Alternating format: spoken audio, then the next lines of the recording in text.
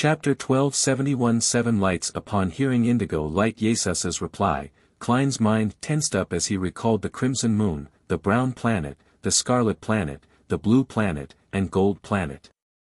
He felt like they were looking down at him from above with their eyes. Silently, a connection was established. The impending fatal corruption made all of Klein's worms of spirit feel uneasy. As an angel in control of Sapphira Castle, Klein had many ways to sever this connection. Firstly, he could use the status and strength of a complete mythical creature. Secondly, he could suppress his anchors, using the mental imprint the primordial one left in him to offset it. Thirdly, he could use the aura of Sapphira Castle that he could now utilize one step further. Without any hesitation, he chose the simplest and most convenient method to not leave behind any hidden dangers. A grayish-white fog appeared around him as all the celestial body projections in his mind vanished. After being stunned for a second, Klein organized his words and said, "There are that many outer deities?"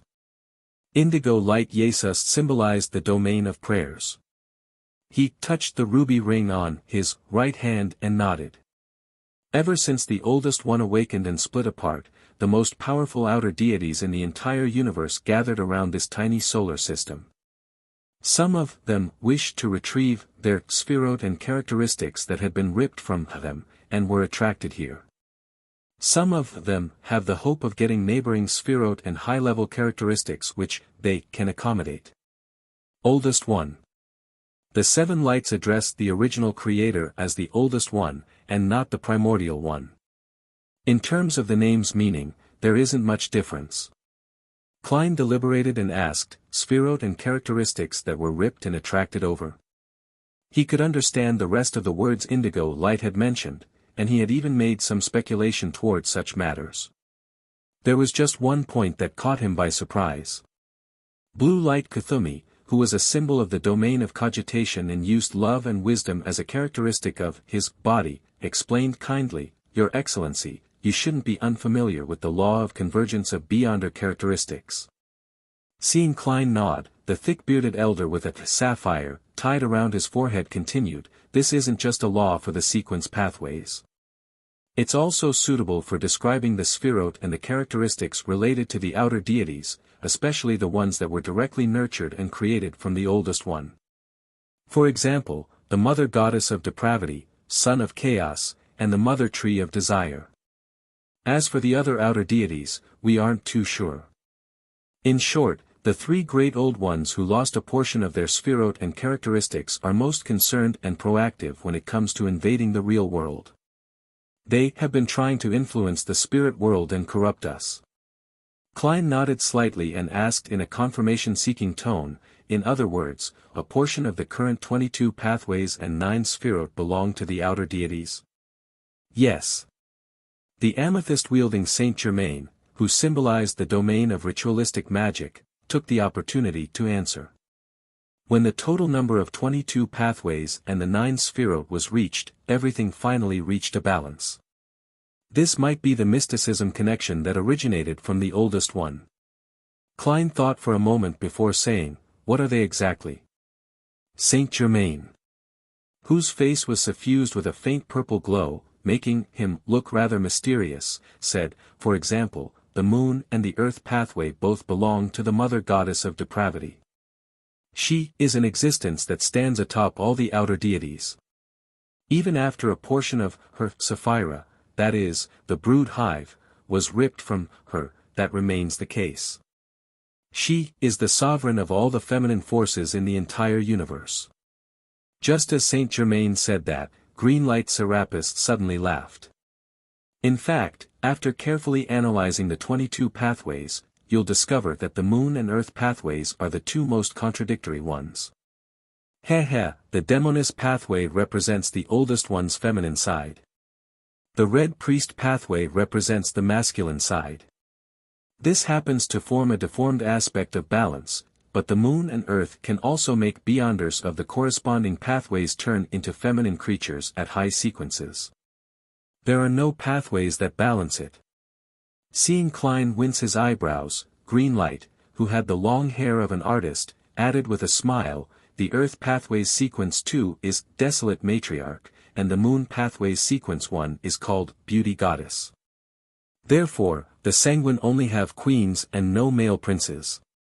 Then was the ancient goddess, Lilith, originally a male and a female. Klein mumbled inwardly and asked thoughtfully, the primordial moon is the mother goddess of depravity? Yes. Red Light Ire Moria, who was wearing a diamond crown, nodded in a dignified manner. She occupies the moon, and through her own level and influence on the brood hive and the uniqueness of two pathways, she has gradually infiltrated into reality.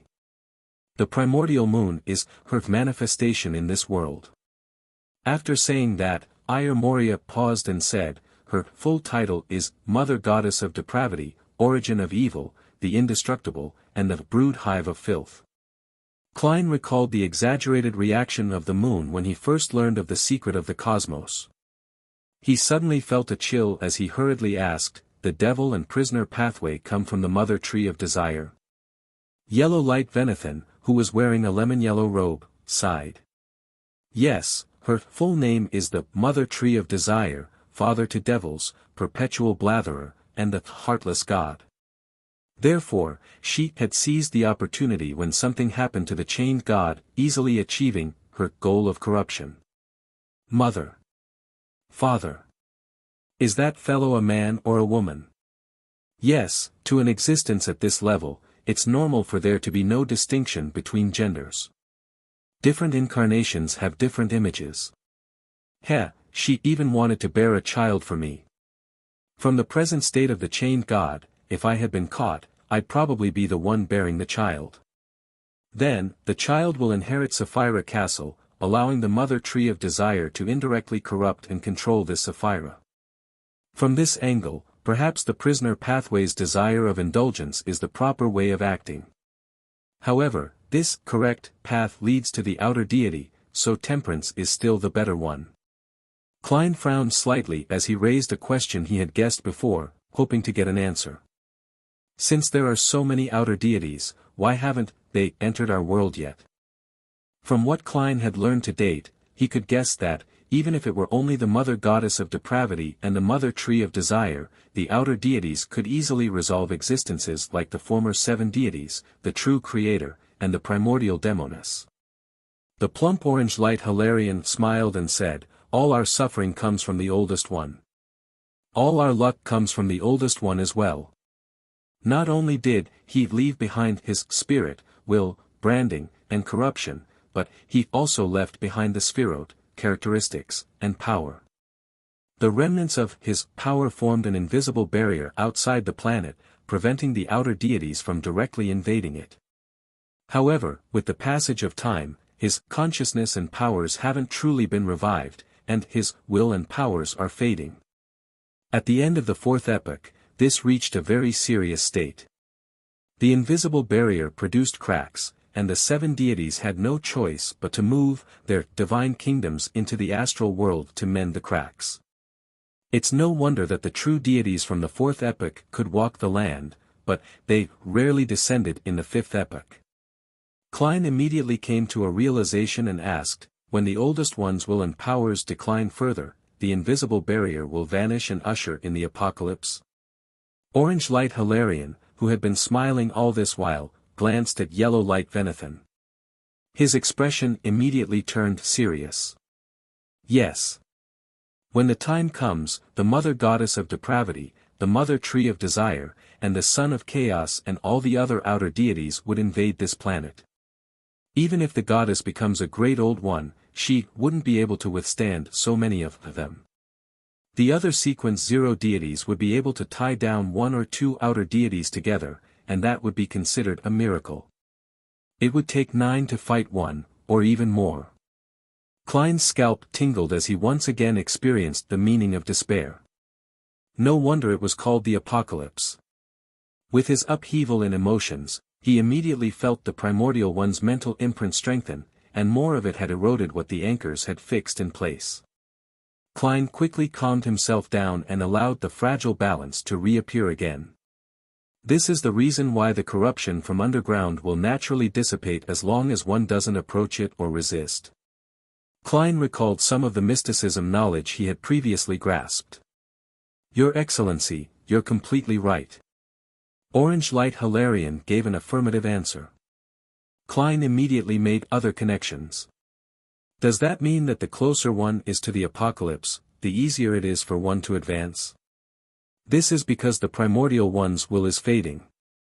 His awakening will become difficult, to the point of not waking up again. Red Light, Ayur Moria thought for a moment and said, this is the reason why the 7 deities have only waited until recently to set their sights on above the sequences before taking concrete action. However, the oldest one's will can dissipate, but his spirit will remain forever. It won't be erased unless the entire universe returns to the singularity. Therefore, the corresponding high-level existences still have the possibility of having the oldest one awaken in them. The higher the level, the greater the possibility. The corresponding influence and corruption will become more serious. The extraordinary power and the curse that can never be broken are always two sides of the same coin. Klein sighed. Forcefully suppressing a problem that wasn't at his level, he asked, do you know the potion formula for Attendant of Mysteries? The amethyst-wielding Saint Germain replied, there's a corresponding mystery attached to such knowledge. It's not in the spirit world, but according to our observations, the Attendant of Mysteries ritual should be closely related to the spirit world. Orange Light Hilarion immediately smiled at Klein. Your Excellency, if you require anything, we'll provide our full support. This fervor makes me a little afraid, just like facing erodes. Klein nodded slightly and prepared to change the topic. After some consideration, he asked solemnly, do you know of the celestial worthy of heaven and earth for blessings?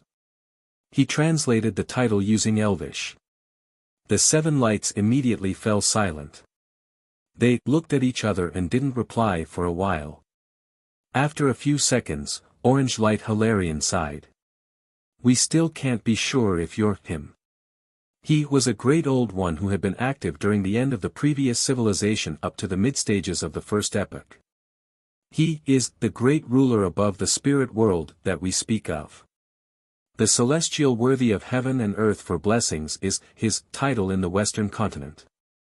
The other title is King of Spacetime, Beacon of Destiny, Embodiment of Sapphira Castle, Dominator of the Spirit World, and, at this point, Orange Light paused and said, Lord of the Mysteries. The King of Spacetime, Beacon of Destiny, Embodiment of Sapphira Castle, Dominator of the Spirit World, Lord of the Mysteries. So the mysteries mentioned by the ancient sun god refers to the Lord of the Mysteries. Klein silently repeated the titles as he felt the trauma in his heart increase. He immediately thought of a question and hesitated before saying, based on what I know, a long time before the last civilization ended, the celestial worthy of heaven and earth for blessings had already appeared. After the 7 lights exchanged looks, the thin yellow light Venethan, who was translucent like other spirit world creatures, sighed and said, we weren't aware of that. When the previous civilization came to an end, the 7 lights from before had been wiped out when the oldest one awoke. We were the pure lights that were born from the spirit world during the first epoch.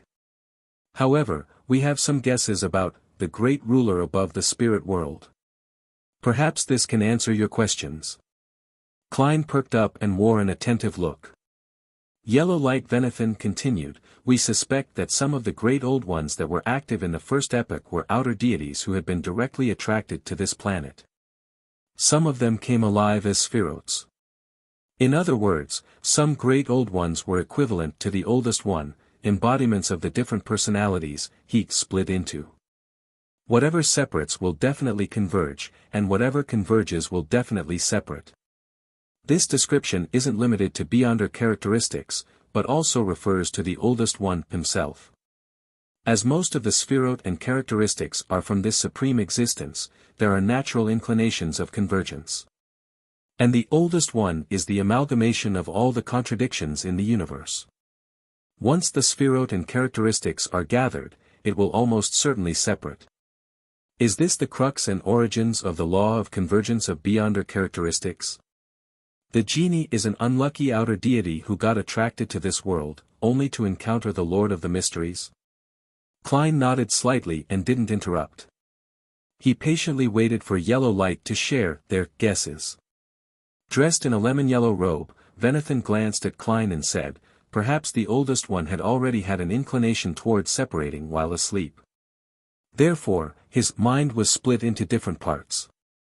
He used different titles to secretly interfere with the real world and prepare for the separation that was bound to happen once his body woke up.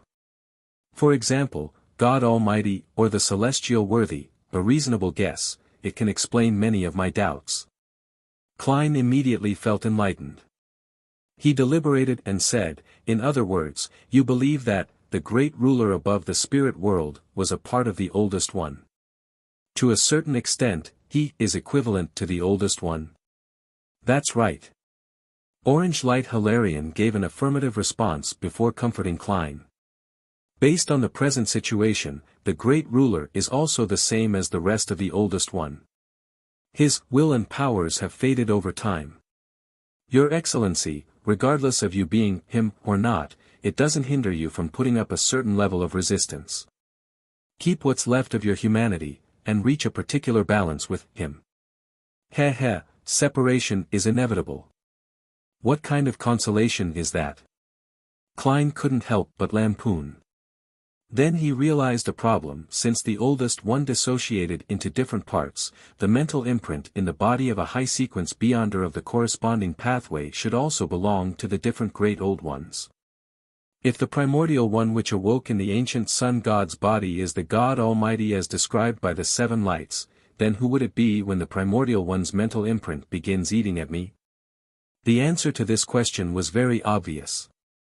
Without needing to think, Klein could answer it, the Lord of the Mysteries, the Dominator of the spirit world, the Celestial Worthy of heaven and earth for blessings. In other words, it wasn't that the Celestial Worthy of heaven and earth for blessings hadn't left any traces as he had previously believed. He had already awoken in Klein's body. F***ck. Klein's entire body turned cold. He inexplicably experienced what the ancient sun god previously felt. At that moment, he was very worried that, one day, he would unknowingly become another person, becoming the resurrected Lord of the Mysteries, the Celestial Worthy of heaven and earth for blessings. However, an awakening of this level is similar to what other angels have encountered. It's not as strong and irresistible as I had imagined it to be. This is because I'm different from the ancient sun god. I wasn't born with the status of an angel, or even in control of a uniqueness. I advanced step by step, and I was able to complete the digestion in different stages. If that's the case, I have to thank the grayish-white fog that sent the curtain into the forsaken land of the gods. Perhaps, this involved the help of a particular, or several existences. Yes, that's still not right. I've already become the owner of Sapphira Castle. There's no reason for the corruption and contamination I suffer to be the same as other Sequence 2 angels. Klein secretly shook his head. He didn't raise the corresponding question to the seven lights. To him, this was one of his core secrets. He definitely couldn't let other existences know what his current state was like. He raised his right hand and placed it to his mouth. He coughed lightly. I roughly understand. After chatting with the seven lights, Klein stood up and bowed. Thank you for your answers. It was our pleasure. May your Excellency return to the throne of the great ruler above the spirit world as quickly as possible. The seven lights stood up at the same time, giving him a warm response. Are they trying to curse me? Klein teased himself as he politely sent away the seven pure lights. Following that, he activated teleport once again, and returned to a secluded alley in Backland. Pressing his top hat on his head, Klein strolled down the street.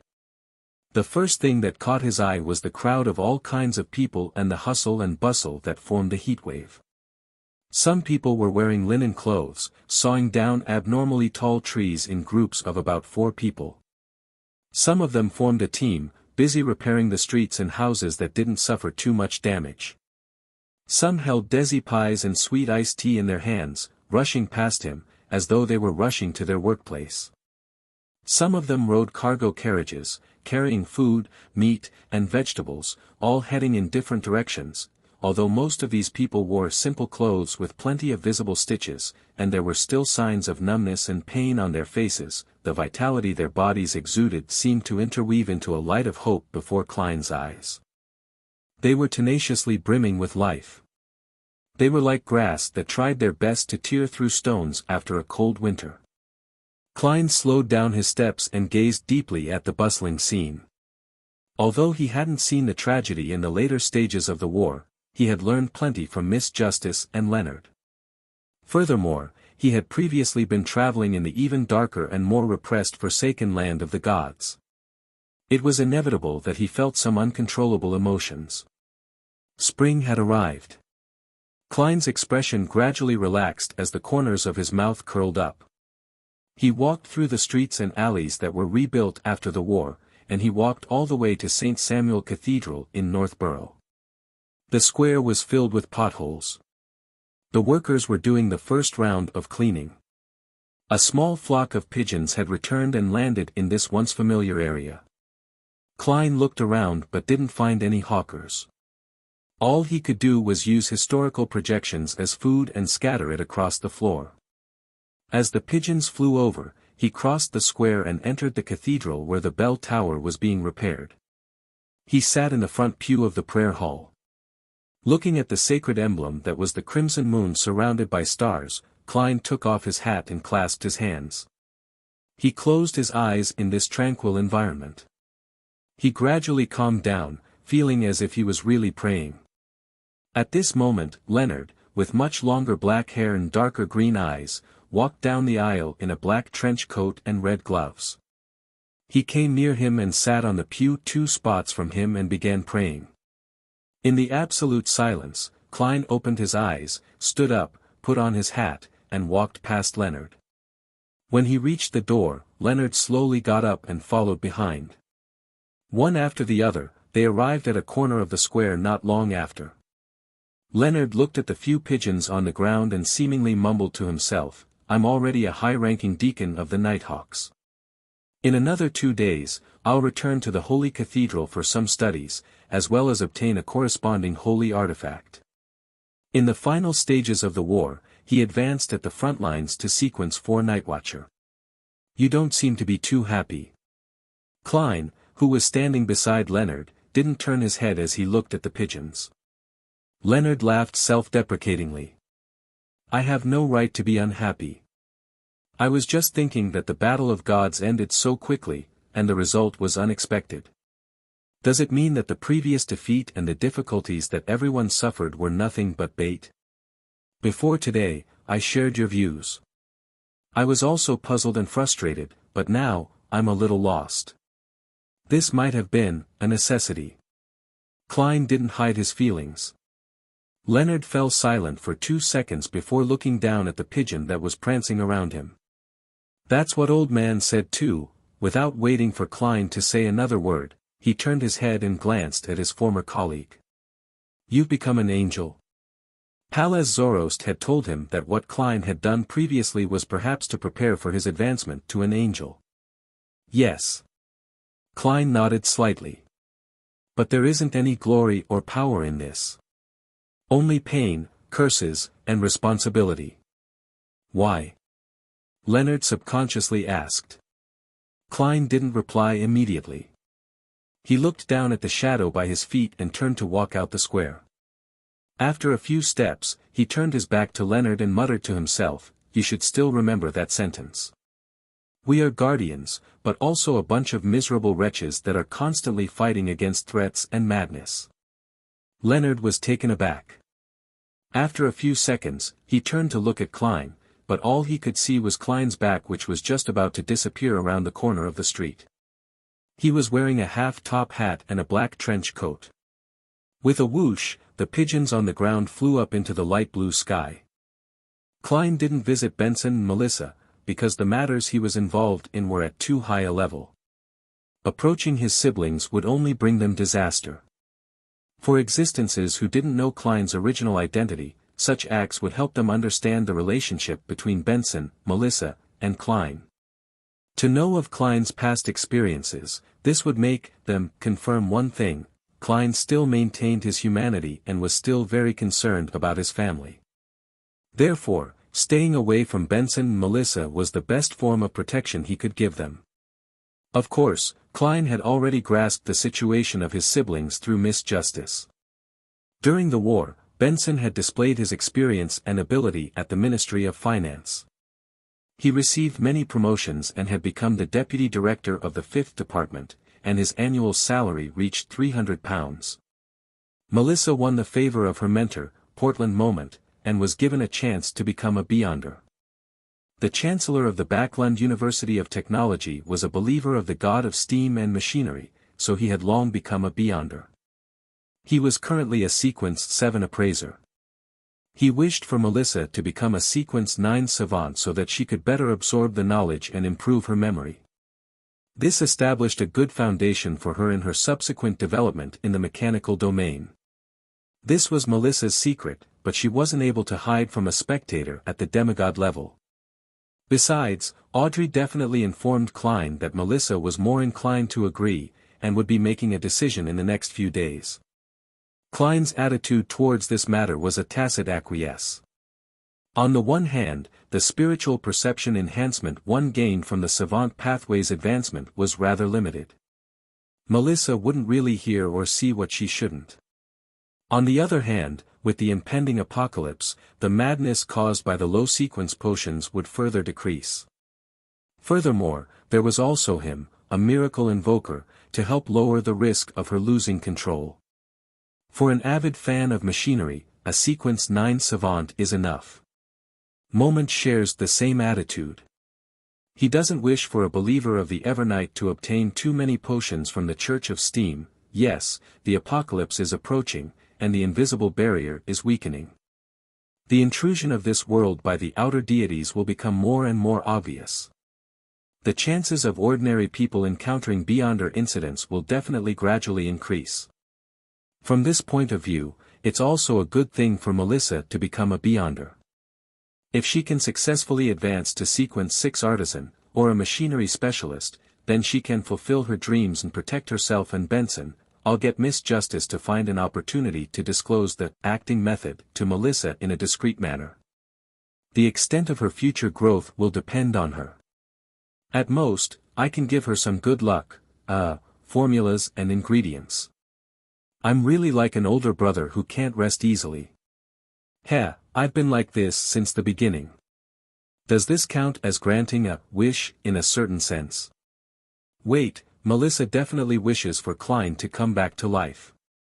If I were to walk right in front of her, would I receive enough feedback? Forget it. This will bring her and Benson a devastating disaster. Klein shook his head and stopped himself from making excuses. He then pressed down on his top hat and turned towards a hotel by the streets. He took out a gold pound and got a room. The gold pound was real. It was an item that Klein had brought back to the real world some time ago. In the previous war, Klein had donated £14,800 in cash, £14,200 worth of gold bars, and nearly 20 high-quality gems through Miss Justice. Apart from all the strange items left on the junk pile, he only had 39 lone gold coins and 10 high-quality gems left. Glancing at the hotel owner's returning change in soldi and pennies, Klein put them away and entered the room before walking to the full-length mirror. Right on the heels of that, he took out a pen and paper and drew the incantation that summoned a Rhodes. Seconds and minutes passed, but nothing abnormal happened. The full-body mirror remained silent. A few seconds later, Klein chuckled and raised his eyebrows. He took out a gold coin from his pocket. Chug! Chug! Chug!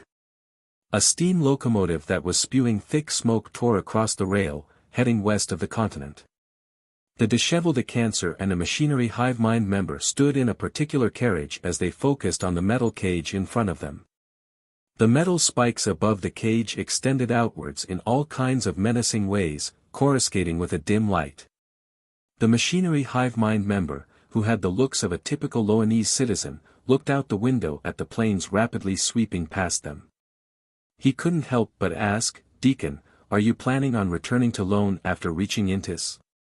After the war ended, the Church of Steam, who had taken the wrong side, had no choice but to bear the consequences of its actions.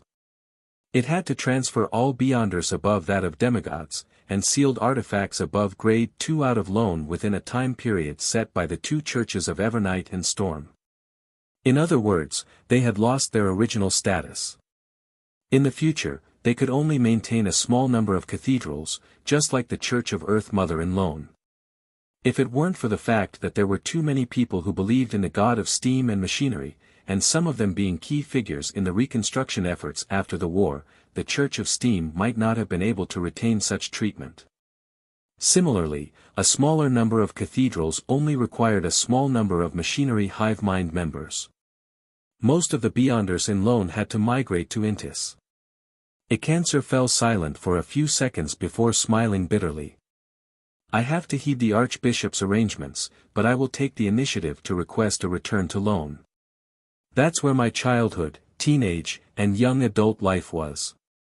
There are too many memories that I can't forget." As he spoke, his gaze grew distant, and he seemed to see the capital of capitals. At this moment, the metal cage that was overgrown with spikes suddenly trembled. Silver bolts of lightning appeared out of nowhere and landed one after another. They were all absorbed by the metal cage, and through a few wires wrapped in rubber, the current flowed to the ground outside the steam locomotive, dragging out a line of sparks. Bang! Bang! Bang! The metal cage seemed to be hit by an invisible hand, but it was unable to break the barrier. The magic mirror's reaction is very intense. It's always been very quiet in the past. The machinery hive mind member who had been asking was rather puzzled. Amidst the banging, Icancer subconsciously touched his hair. That's not the case. It will sometimes show its crazy side. If it wasn't for what had happened, we would have still treated it as a grade 2 sealed artifact. Is that so? Heh, I haven't come into contact with it before, so it might just be me, but it feels to me that the magic mirror doesn't want to leave Backlund, the machinery hive mind member teased with a smile. Pa! Lightning struck and was absorbed by the metal cage. Bang! Bang! Bang! The slamming sounds dragged on slowly, as though it was making its last, helpless cry. Icancer took out an old and exquisite pocket watch and opened it. It only lasted 2 minutes. It's much better than in the morning. Just as the member of the machinery hive mind, who had just been transferred over, was about to ask, he suddenly heard the slamming sound stop abruptly. It was as though it had been affected by some factor that it couldn't put up resistance to. "This is the style of the magic mirror?" he asked. Icancer frowned slightly and said, "No. Normally speaking, it wouldn't have the strength to last 20 to 30 seconds. Something's wrong, Deacon, don't worry. There is a powerful figure on board the train, one who outranks the archbishops." The machinery hive mind member beside him consoled him indifferently. There were too many dangerous sealed artifacts on the steam locomotive. Without a powerful figure watching them, there would definitely be problems. Icancer nodded, indicating that he wasn't worried. Klein was sitting in a conjured carriage in a hamlet's path more than 10 kilometers away from the steam locomotive. In front of him was a mirror. Just as he finished outlining the symbol that was a mixture of concealment and mystery prying, a wave of light suffused the mirror as golden Loanese text appeared, "Exalted Great Master, you're finally here. Your puny, loyal, and poor servant, Rhodes, misses you." Klein couldn't accept the enthusiasm behind this line as he shrank back indiscernibly. If Rhodes's previous attempts to curry favor still maintained a hint of dignity, it was now complete fawning over him. Klein could even detect a hint of crying. The frequency of amorous news popping up in Trier is far higher than in Backlund. "It should be a place that you're fond of," Klein teased Rhodes with a smile. "That's because you don't wish to go to Trier." The golden words on the surface of the mirror faded their colors, turning a faint silver. Klein secretly clicked his tongue. "I have something to ask you." Please ask, Rhodes replied humbly. Do you know who Earth Mother is? Klein went straight to the point. The mirror instantly turned dark as the faint silver words turned palish white, I don't know. But during the War of Gods, I heard a voice coming from deep within tenebrous heaven.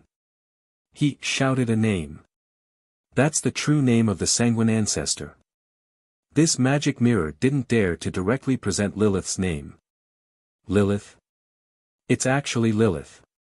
Klein was surprised, but he also felt that this answered many of his questions. Then, he thought of the moon Emlyn. This vampire kept going in circles, imagining all kinds of developments, only to have never changed his faith. If Emlyn had Anderson's personality, he would definitely say to the Sanguine's Grand Duke and Marquises, hey, are you also coming to believe in the Mother Goddess? As Klein imagined the funny scene, he said to Rhodes, it's your turn to ask. Supreme Master, please continue asking. I'll ask it all at once towards the end. The palish white words regained their faint silver luster. Klein thought for a moment before saying, how's the situation like now? For example, the situation in Faysac. On the surface of the mirror, silver words surfaced one by one amidst the aqueous light, adopt Beyonders from the Church of the God of Combat and the Faysac military who are willing to pledge their loyalty. Only the extremely pious, faithful, and those willing to be martyrs, as well as a few mid and upper echelon members of the church are to be eliminated. This is both the benevolence and compassion of the goddess, as well as the necessary measures to deal with the subsequent situation. With the apocalypse approaching, the number of Beyonder incidents will inevitably increase all across the world. To maintain the stability of the world, we have to do our best to increase our strength as quickly as possible. If we were to cull the Beyonders of the Church of the God of Combat and the Faysac military, obtaining their corresponding characteristics, that still doesn't aid us in nurturing a Beyonder of the same level within a few years. A Beyonder with rich experience, be it in their digesting of the potion or accumulated knowledge, requires a sufficient amount of time. Upon seeing this, Klein mumbled inwardly. He felt that this wasn't the usual tone of Rhodes. It was more like an official document. It's showing documents of unknown origins that it peeped at. By using words like digesting, it means that both the writer and the reader have mastered the acting method. And from the tone of the document, it's from the Church of Evernight. Based on these 2 points, it's not difficult to tell that these documents are for the eyes of archbishops and high-ranking deacons. The author should be the Apostolic See from the Cathedral of Serenity. Rhodes's secret prying abilities are very impressive. Klein nodded indiscernibly as he waited for the contents in the mirror to flip the page. The silver words vanished one after another, quickly forming new sentences and paragraphs. There's no need to spread the fact that the goddess has replaced the god of combat to the ordinary nobles and citizens of Faysac. This allows them to retain their faith in the god of combat. On the one hand, it's beneficial for us and the priests, bishops, and various major cathedrals who have surrendered to us. It will stabilize the situation in Faysac in the quickest way possible. On the other hand, it also prevents the goddess from being disturbed by the unresolvable problem of faith before she completely gains control of the god of combat's authority. An update will be disseminated after a new revelation is given. Now, we will only draw up the corresponding draft. Try not to incite the strong resistance of Faysac and other countries. We've lost too many Beyonders and soldiers, and we have expended a large amount of resources and items. Be it the church, the countries, or the people of different classes, we are all very weak. We need some time of peace and stability to recover. We should work with the Church of Storms, the Church of Knowledge, the Church of Earth Mother, countries like Fenepotter or Lenberg. We will force Intis and Faysac to make an unconditional surrender. We will obtain what we hope for at the negotiation table. During this process, we can use the purging of the stubborn old-fashioned faithful to exert pressure on them. When dealing with the domestic situation and the filling of the void left behind by the Church of Steam, the Church of Storms should be given enough respect. We can even make concessions on certain matters. This is the will of the goddess. Finally, from this moment forth, the number of times the crimson moon that appears in the sermons, preaching, rituals, and masses should be reduced. In official canon, the goddess's title of Lady of Crimson shall no longer be mentioned. Lady of Crimson shall no longer be mentioned. Klein's brows twitched as he felt a strong sense of confusion towards the last sentence.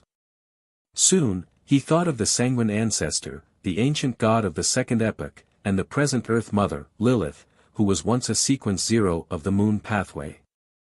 She was the true Lady of Crimson. In a moment of enlightenment, he vaguely understood that this might be an exchange under the table. It was a necessary price. Yes. The goddess's attitude is very clear. That is to stabilize the situation as quickly as possible.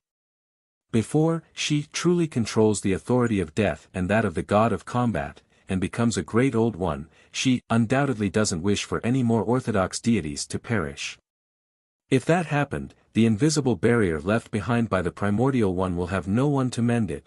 This will allow the outer deities to find an opportunity to bring the apocalypse forward.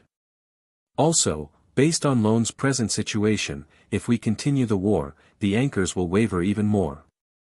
It might lead to the awakening of the primordial one in the goddess. The goddess took a huge risk having the frontline retreat all the way to Backland. She had to divert more strength to suppress the primordial one. If Earth Mother betrayed her, she might have perished even faster than the god of combat. Could she have other trump cards? The losses that the Church of the Evernight Goddess and the Church of Storms suffered seems quite significant. It's no wonder that after the resistance announced that they would retain the corresponding cathedrals and respect the Storm religion, that bunch of irascible fellows didn't attempt to retaliate, and they silently agreed to the establishment of the new government. Klein mumbled to himself as he had a rough idea of the current situation. He asked a third question: if the Evernight Goddess wants to advance further, does she need to find the river of eternal darkness? This was one of the 9 Sphirot. Klein remembered Rhodes mentioning it once, saying that this river was related to the ancient death, the phoenix ancestor, Greggrace. The clues seemed to be hidden deep in the spirit world's Calderon city. Yes, Great Master. The silver words twisted and distorted, forming new text. The death at the end of the 4th epoch should have been able to use the river of eternal darkness. He attempted to use this Sapphira to forcefully accommodate the uniqueness of neighboring pathways. Then, he went mad. So that was how death went mad back then. I knew it, a sequence 0 true god, one who has lived for 3 epochs and has seen the blasphemy slate, wouldn't lack common sense and randomly drink potions. It's not like he is a Lista tutor, having reached a point of only having the options of madness or death. It's no wonder death challenged the fractured 7 deities with just a primordial demoness. Back then, he was equivalent to half a great old one. Yes, Mr. Azek had a golden phoenix accessory that came from death. Klein strung up certain matters. Suddenly, he inwardly let out an exclamation. He suspected that the price of so many bestowments was the river of eternal darkness. Just like how the true creator had repeatedly tolerated him so as to force him into the giant king's residence to obtain the first blasphemy slate. As the owner of Sapphira Castle, he was probably the only relatively high sequence beyonder who could resist the corruption of other Sphirot.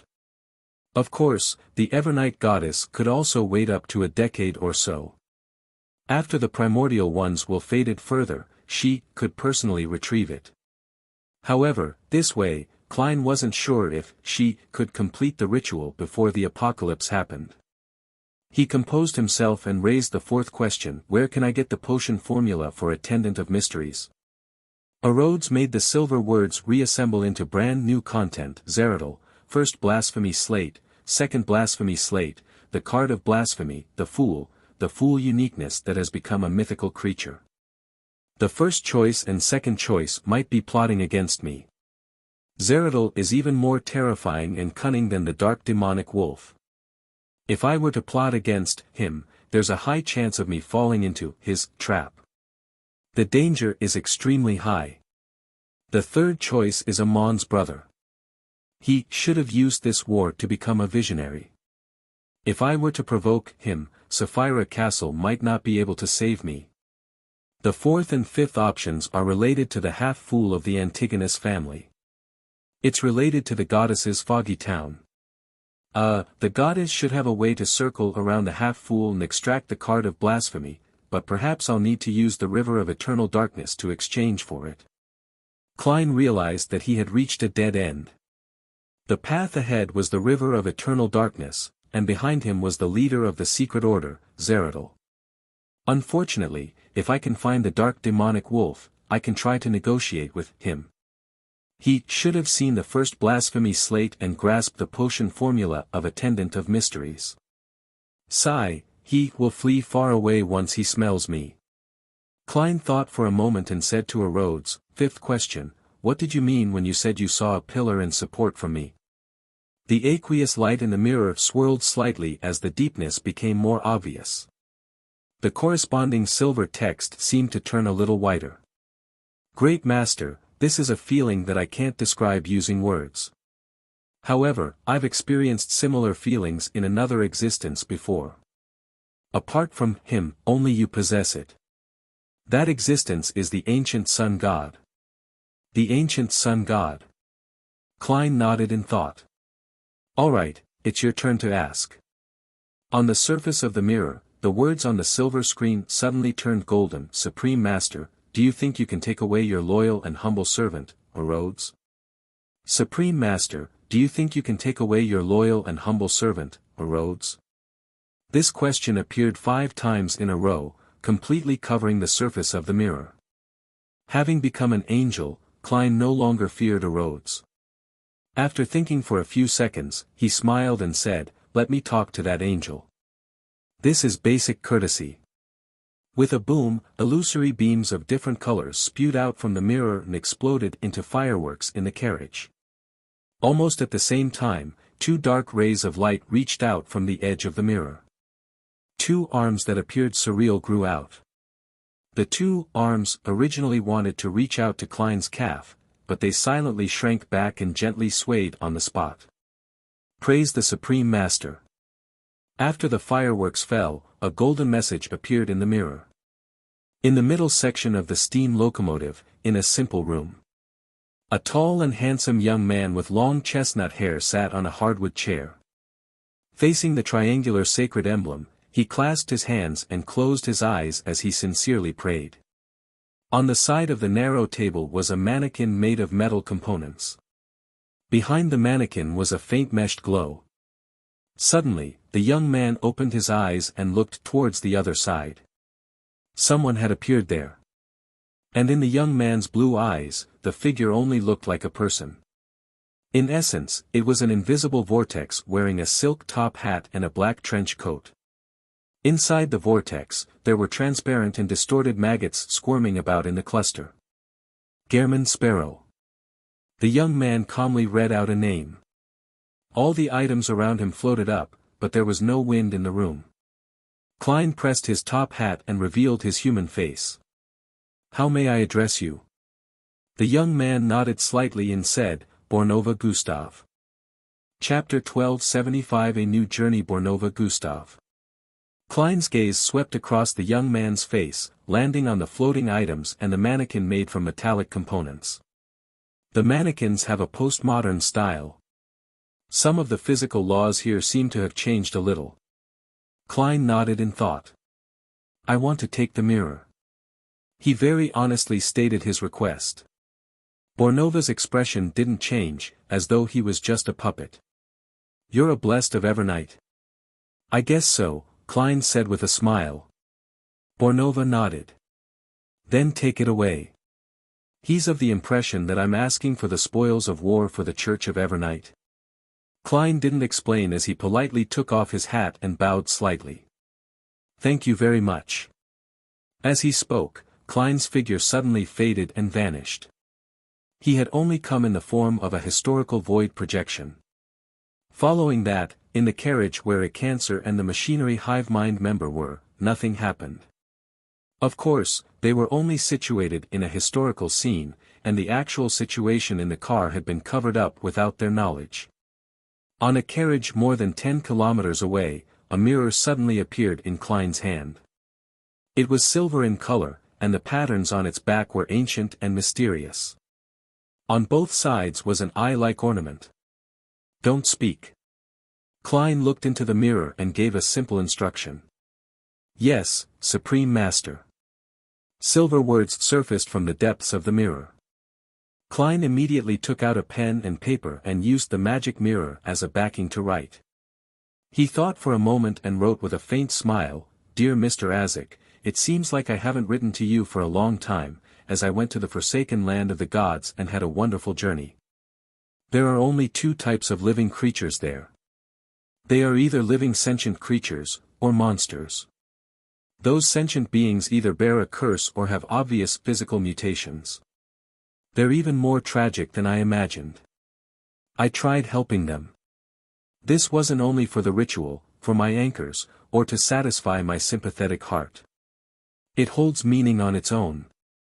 Putting aside the suffering, the situation in the forsaken land of the gods is completely different from the outside world. It's like an oil painting with a black theme. What's surprising is that artificial death can influence the undying creatures there. I was very confused back then, but today, I finally had a guess. I suspect that this is related to the river of eternal darkness, one of the 9 Sphirot. This reminds me of Calderon City in the spirit world. I'm reminded of the golden phoenix accessory you mentioned before. Rumor has it that the phoenix ancestor, Death of the 4th epoch, could use the river of eternal darkness to a certain extent. I wonder if you know anything about this.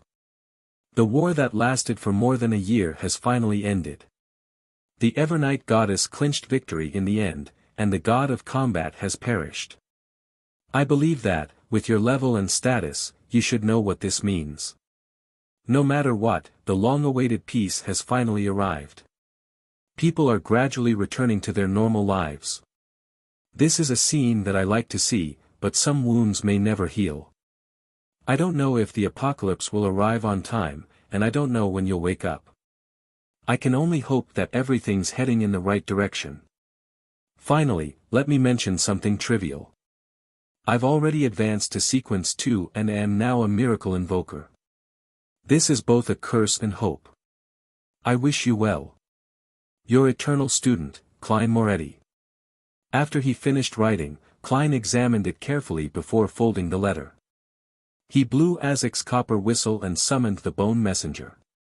When the gigantic messenger emerged from the ground, its bones trembled as though it had sensed the aura of the great ruler above the spirit world.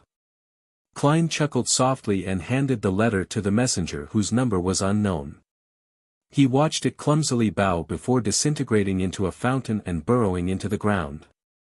After doing this, Klein cast his gaze at the magic mirror on his thigh. Sensing his gaze, the aqueous light on the surface of the mirror rippled and produced silver words, "Great Master, where are we going next?" "Where to next?" Klein repeated the question inwardly. He really wanted to teleport to the main peak of the Hornacis mountain range and enter the ancient palace that bordered reality and Foggy Town. He wanted to see if he had the chance to take away the most useful card of blasphemy from the Antigonus family's half-fool. With his present strength being equivalent to half a sequence 1, this wasn't an impossible task. Back when Zeradol was a sequence 2, he had managed to obtain the main ingredient of Attendant of Mysteries from the half-fool. Of course, the premise was that the Evernight goddess maintained the suppression and seal of the Antigonus family's ancestor. Hence, he had gone full circle, circling back to a deal with the Evernight goddess. The present me is the owner of Sapphira Castle. I can split a portion of the worms of spirit to stay above the grey fog, constantly responding to any prayers. This way, apart from having certain latent problems to my mental state, I'll gain quite a bit of benefits in other aspects. Yes, I can help my main body at any time, giving me another resurrection method. Even if my main body is completely destroyed, with the worms of spirit above the grey fog, I can still reassemble my will and body.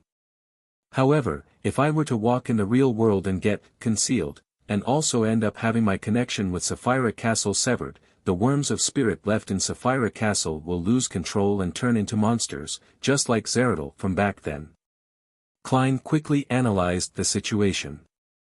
With his current strength, he felt that it was best if he didn't venture deep into Calderon City for the time being. Even if he were to search for clues regarding the River of Eternal Darkness, he would have to fulfill many wishes and obtain the true strength of a miracle invoker.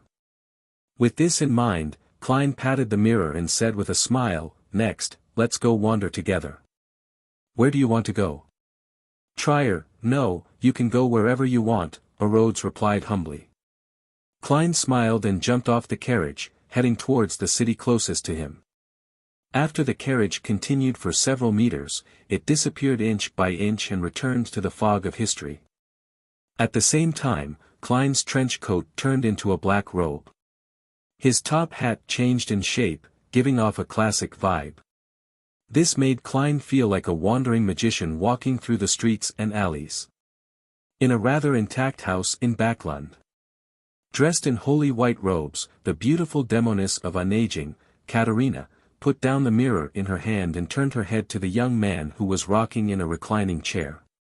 "The war is over. They finally decided to summon me back to headquarters. I've been waiting for this day for too long," the young man sitting on a reclining chair scoffed. He was wearing a long black robe with red patterns. He had a pale white brown-skinned face with a soft outline. He was the gatekeeper possessed by the Red Angel evil spirit. Katerina pressed down on the table with both hands and sat on it. The corners of her lips curled up as she said, "You don't seem testy at all.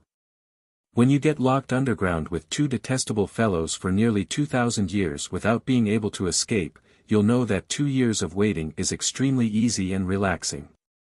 "I'm not in a rush at all," the Red Angel evil spirit said with a chuckle. "After this matter ends, I'll let you experience it. Of course, I'll remember to throw you 2 male companions. As for how long you can last, it's up to you to decide if you can hold yourself back." As he said this, the Red Angel evil spirit's 2 cheeks didn't reveal any retorting mouths. This was because, to them, this was the truth. They and 2 other detestable fellows had been locked underground for nearly 2,000 years without any means of escape. Upon hearing this answer, Katerina's eyes darted around as she asked with a faint smile, "Aren't you worried that Primordial would learn of this once you head to our headquarters?" "So what? There's always a need to take risks in doing things. Furthermore, the worst outcome is to fuse with her. I'm already 3 in 1, so becoming 4 in 1 isn't a problem," Sauron Einhorn Medici said with a nonchalant attitude. "Let's set off." Katerina hopped off the table with a smile. Just as she finished speaking, a red-haired man with a trademark imprint on his forehead was reflected in her eyes. The gatekeeper, who wore a black, red-patterned robe, stopped breathing. His skin and flesh rapidly rotted, turning into yellow-green pus. In just a few seconds, there was only a white skeleton and a Beyonder characteristic left on the reclining chair. Katerina waved her hand, pulling the Beyonder characteristic over by using invisible threads. It fell into her palm. Immediately after, she lost all corporealness and suddenly entered the mirror she had used before. A dark and illusory path that appeared surreal presented itself in front of the Saintess of White. It formed a complicated and mysterious web with similar objects in her surroundings, interweaving into a strange world that was different from reality. Katerina quickly traversed the mirror world and approached the target node. At that moment, she felt a powerful suction force. She couldn't help but deviate from the path and cast a dark and blurry fog. It represented a mirror in the real world. In an instant, Katerina, along with the Red Angel evil spirit, left the mirror and came to an unfamiliar room covered in carpets. At the edge of the room, a young man with ordinary facial features who was dressed in common clothes leaned against the staircase railings and smiled at the Demoness of White. His left hand was constantly tossing an item, a strange crown covered in rust and blood. Before Katerina could react, the young man took out a crystal monocle and put it on his left eye. "Heh," the red angel evil spirit sneer echoed in Katerina's mind. The next second, the young man took off the monocle and shifted it to his right eye before saying with a smile, "Sorry, I wore it in the wrong spot." Chapter 1276 Wandering Magician. Upon seeing this scene, Katerina's body took a step back uncontrollably as her mind fell silent. 2 seconds later, she opened her mouth and let out a male voice, "Hey, little raven." Without waiting for the young man to respond, Katerina smiled and said, "Aren't you looking down on me by bringing just a few avatars? Could it be that you're a mailman, specifically here to deliver me beyonder ingredients? Tell me, what kind of cooperation do you want? I don't hate you too much. After all, what happened back then was planned by that zealot. The mastermind was Alista Tudor, and you can only be considered an accomplice." The man opposite him caught the crown that was covered in rust and blood. He straightened up and shook his head with a smile. "I have my reservations in cooperating with you after hearing your voice. Why don't you get Sauron and Einhorn to talk to me? Tisk, tsk. It's been so many years, yet you're still as willful as a child. Do you still remember who was responsible for carrying you when you were still a baby? Who was the one who burned away your hair?" The red angel evil spirit mocked without any compromises. The young man opposite him used his empty hand to straighten his monocle and calmly turned around before walking out the door without any hesitation. During this process, he sighed softly. Childish. Seeing that Amon had no intention of stopping, the red angel fell silent for a few seconds. Before the other party walked out of the room, it controlled Katerina's body and chuckled. "Don't think that I don't know what you want to do, but it doesn't matter. Since you don't have the same thoughts as that zealot, then there's room for cooperation."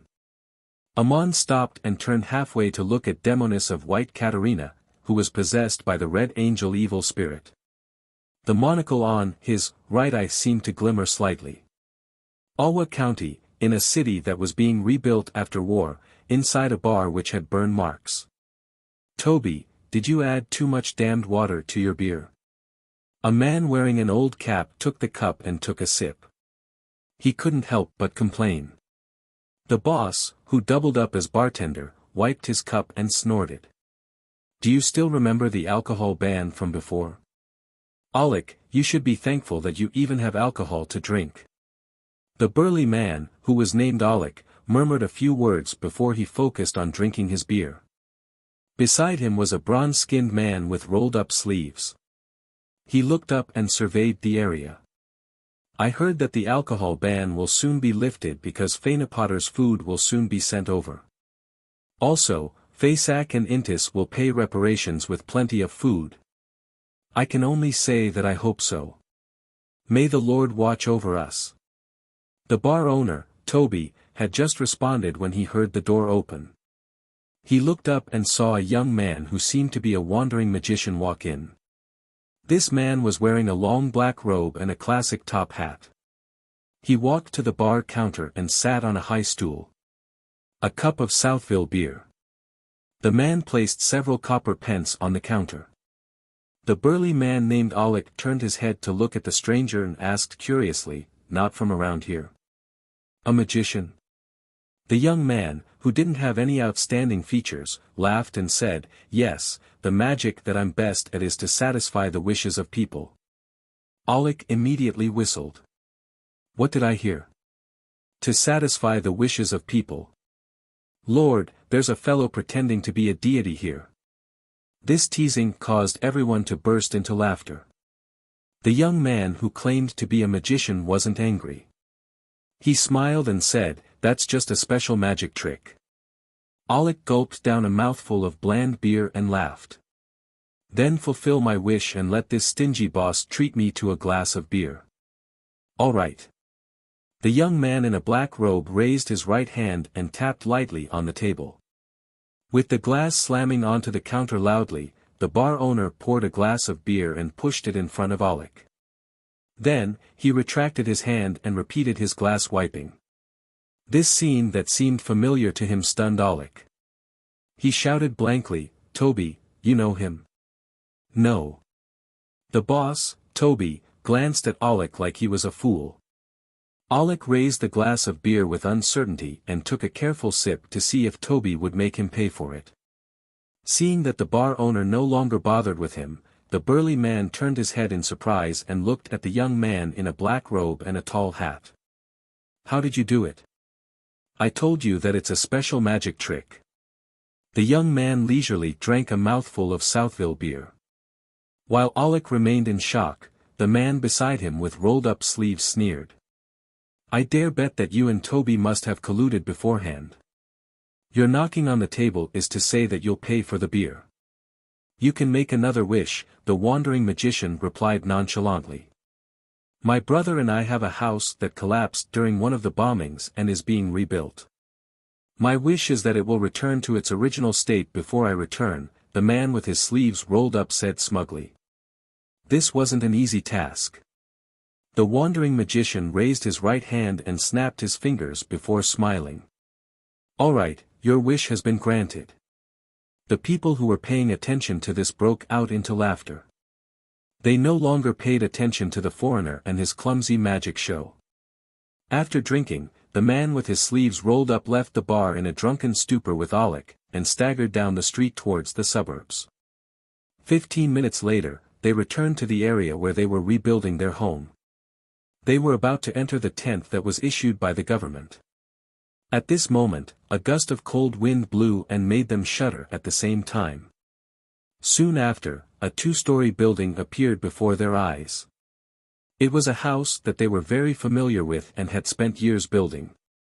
Alec and his brother subconsciously turned their heads and saw the same confusion in each other's eyes. "I didn't drink that much. That damn Toby mixed so much water into the beer," Alec murmured, as if he was seeing things thanks to his intoxication. His brother didn't respond. After being stunned for a few seconds, he suddenly widened his stride and rushed to the house, touching the wall and the door. It's real," he kept muttering to himself as if he had gone crazy. Alec did the same thing. Finally, he confirmed that their house had been restored to its original state. This made him both surprised and scared. At this moment, his brother suddenly said, "My wish was granted." That magician," before he finished his sentence, he turned around and ran towards the bar. Alec came to his senses and followed closely behind. Bang! They pushed open the bar's door and rushed in, casting their gaze at the bar counter. However, the black-robed and tall hat-wearing wandering magician had already left. Alec and his brother looked around. They appeared relieved, but they also felt like they had lost something. In the square of the city, the young wandering magician was squatting in front of a 10-year-old girl. "My magic is to fulfill your wish." He turned his head and glanced at the nearby Evernight Cathedral. The little girl had run out from the Evernight Mass, seemingly preferring the empty square. After some thought, she looked at the gentle Mr. Magician and said, "My wish is for my father, uncle, and brother to come back to life. I don't want their bereavement money." The wandering magician didn't respond as he gazed deeply at the little girl in front of him. The girl pursed her lips and forced a smile. "I was just joking. Mommy said that such a wish is not something even the deities can grant." As she spoke, she lowered her head and looked at her toes. "I just want Daddy to hug me again." Before she could finish speaking, she suddenly realized that there was a shadow in front of her. She quickly raised her head and looked to the side. Standing there was a lone soldier dressed in a red shirt and white pants. He didn't hold a rifle and was wearing a hearty smile on his face. He crouched down and spread open his arms like always. "Daddy!" The little girl pounced forward and threw herself into the warm embrace. "I miss you so much." At that moment, the young magician pressed down his hat, straightened himself, and walked towards the entrance of the square. Amidst the night breeze, his long black robe swayed gently in the vast plaza. In a blink of an eye, it was Monday. In the ancient palace above the grey fog, the members of the Tarot Club appeared simultaneously and greeted Mr. Fool in unison. Klein looked around and suddenly felt emotional. The Hanged Man is currently a cardinal of the Church of Storms, and he's in charge of the Rorstad Archipelago Diocese. Although Justice has temporarily lost contact with the psychology alchemists, she has the right to become one of their counselors. The Sun is an elder of the 6-member council in the City of Silver, and the Moon is a Sanguine Earl. The Star is a high-ranking deacon of the Church of Evernight's Nighthawks. The Hermit is a hidden queen at sea, one of the 10 pillars of the Moses ascetic order. Apart from the Magician and Judgment, the other members of the Tarot Club are all demigods. They are the upper echelons of different factions in the mysterious world. And with the support of the Abraham family, the Magician has a high chance of advancing to sequence for Secret Sorcerer within the year. In other words, Judgment is the one who has the hardest time improving her strength. She is only one of the mid to upper echelons in my 9, so it's extremely difficult for her to become a demigod. Klein, who was shrouded in grayish-white fog, quickly retracted his gaze and laughed self-deprecatingly in his heart. It's finally like a high-end secret organization. However, it always gave me the feeling that this is some conference between the various factions. He then nodded at the Tarot Club members and said, "Let's begin." Chapter 1277. A qualitative change. Upon hearing Mr. Fool's words, Alger's heart skipped a beat. He suddenly felt the feeling he had when praying to the Lord of Storms on Pasu Island. When he greeted the Fool, he didn't notice any changes in him. Everything seemed to be the same as before, but at that moment, he believed that Mr. Fool was different from before. This was something at the spiritual level, one that Alger wasn't able to describe accurately with words. He only felt that the body that was enveloped by the grayish-white fog contained a terror that was tens of thousands of times more terrifying than before. A simple sentence or simple action could suppress a person's natural order. Mr. Fool has awoken further. After the world went to the forsaken land of the gods and brought out the City of Silver, Mr. Fool went one step further in his awakening. He already has the level of a sequence 0. If it wasn't for the fact that the Sailor pathway is sensitive to the level of a high-ranking person, I wouldn't have even noticed it. Alger wanted to say something, but he forgot what he was about to say. Leonard surveyed the area and saw the other members remain silent. He probed. According to the information we have gathered, there was indeed a battle of gods. The participants that have been confirmed to appear high above Backlund include the Evernight Goddess, God of Combat, and Earth Mother. As for the outcome, I believe everyone knows it very well. What are your thoughts on this? During the tarot gathering last week, Leonard had already mentioned the corresponding matter and had taken the initiative to ask Mr. Fool what had happened. Unfortunately, Mr. Fool only told him that he was recently paying attention to the forsaken land of the gods, and didn't give a direct answer. I can't understand why such an outcome would occur.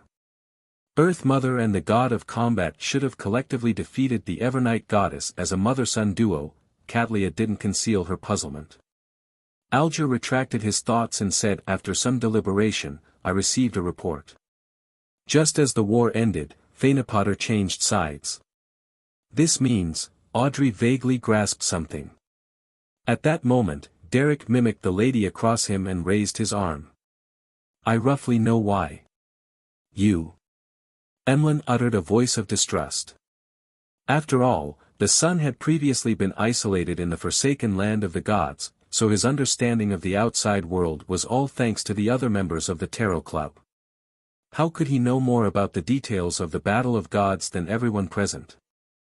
Alger, who knew that the Sun had always been honest, suppressed his curiosity and excitement from the bottom of his heart as he asked in a deep voice, why? Derek looked around and calmly said, you have to promise with Mr. Fool as a witness that you can't reveal what I'm about to tell you. No problem. Catlia took the lead. After everyone made a promise to the Fool, Derek nodded.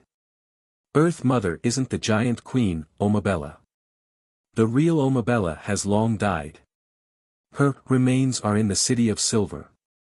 This news was like a bomb that landed in the hearts of all the members. It created a massive upheaval that threatened to destroy their minds. For a moment, Alger, Audrey, and company were unable to say a word. It was as though they had been struck by lightning. They were paralyzed in their positions like stone statues. After a while, Leonard asked in disbelief, "Are you sure?" As soon as he said that, he began regretting his question. Since the City of Silver had the remains of the giant queen, Omabella, it meant that the whole matter was highly credible. Subconsciously, Audrey, Furs, and Zio cast their gazes at the figure at the end of the long, model table. They discovered that there was a smile in Mr. Fool's eyes as he maintained his sitting posture without any changes. This indirectly means that he is in agreement with the information that little son just provided. Before Audrey answered the son's question, she nodded indiscernibly and said, "This can explain many things, but if Earth Mother isn't the giant queen, then why would Angel of Fate Ouroboros believe that she is Omabella?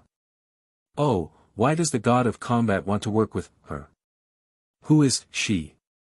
Upon hearing Miss Justice's series of questions, Alger suddenly felt a little emotional. The topic of discussion amongst the Tarot Club had finally raised from kings of angels to true deities. Previously, although they had stopped the descent of evil gods and had communicated knowledge of secret histories, they had rarely directly discussed the true deities. This was a subconscious fear, a deep mark left in them due to their upbringing in the present world. And now, the members of the Tarot Club had unknowingly lost the reverence that came from the depths of their souls. Cadlia didn't notice this as she focused on Miss Justice's questions. She said thoughtfully, "Perhaps that Earth Mother has always been disguising herself as Omabella. This has managed to fool the Angel of Fate, as well as the god of combat." "How is that possible?" Zio instinctively muttered. Furs took a deep breath and said, "What a horror story." At that moment, the world, who had been silent all this time, said, "Nothing is impossible." What if this cover-up had the assistance of the Evernight goddess and other true deities? A conspiracy that lasted for 2,000 to 3,000 years. Alger's eyes froze as he instinctively shrank back. He had an instinctual fear of the Evernight goddess and Earth Mother that stemmed from his soul. The Tarot Club members fell silent once again until Leonard repeated Miss Justice's final question, "Who exactly is Earth Mother?" As he spoke, he looked at the world, Klein Moretti, and attempted to get an answer from his former colleague. At this moment, they heard a long-awaited knock. It was Mr. Fool knocking on the table. Audrey and company perked up as they turned to the end of the long bronze table, waiting respectfully for Mr. Fool's answer. The Fool Klein chuckled and said, "I can give you some hints." He looked around and continued, "Why does the Church of Earth Mother like to turn the sanguine into believers? The Earth and Moon are two neighboring pathways. Legend has it that during the Second Epoch, the ancient god, Lilith, who represented the Moon, died because of the giant king's betrayal. She occasionally responds to the sanguine's prayers as though she hasn't completely perished." After the 4 prompts, all the Tarot Club members, including the Moon Emlyn, thought of an answer. Earth Mother's true identity is sanguine ancestor Lilith. Emlyn's eyes widened as he instinctively sat up straight. His mind was a mess as all sorts of ideas ran through it. Leonard was first astonished before he muttered in thought, "A few days ago, the Church of Evernight stopped promoting the title of Lady of Crimson, and changed the prayer sign from the Crimson Moon to that of Stars. As a high-ranking Nighthawk deacon, he was qualified to read the corresponding documents. The Evernight goddess used the authority of the Moon domain as a bargaining chip." Cadlia said the conclusion that lingered in everyone's hearts. At this moment, they no longer had any doubts about the true identity of Earth Mother. "Thank you for your hints." Audrey immediately bowed to Mr. Fool. After the others expressed their gratitude, they looked at the Moon Emlyn, who was still looking stupefied. "Mother Goddess is the ancestor. The ancestor is Mother Goddess. So I've never changed my faith. It's no wonder I still continue going to the Harvest Church even without Father's corresponding psychological cues. That's because my intuition told me that the Mother Goddess is the ancestor. Therefore, the ancestor has favored me and made me the savior of the sanguine. Thoughts flashed through Emlyn's mind as he found a reasonable explanation for the guilt he had previously felt. He began to believe that he was the most devoted sanguine. Glancing at the pearl, Furs smiled with interest.